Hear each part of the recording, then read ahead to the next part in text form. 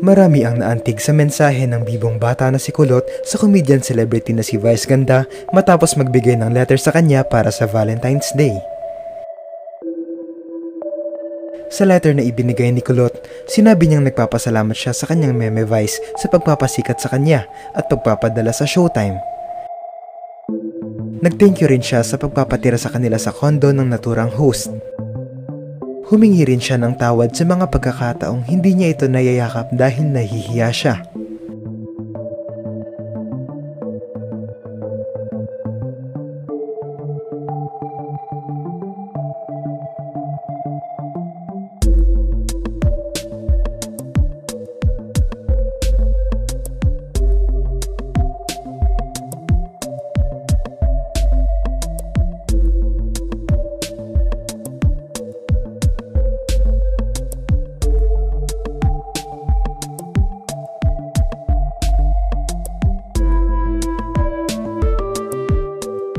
Matatanda ang noon pa man ay marami na ang nakakakilala kay Kulot dahil sa pagsikat niya sa social media.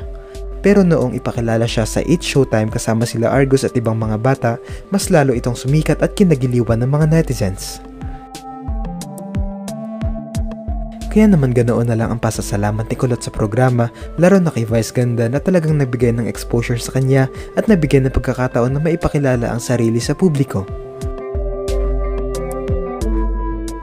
Dahil nga sa letter na ibinigay ni Kulot, maraming mga netizens ang natuwa sa batang ito na talagang hindi nakalimot na pasalamatan si Vice na kahit sa murang edad pa lang ay talagang marunong na tumanaw ng utang na loob.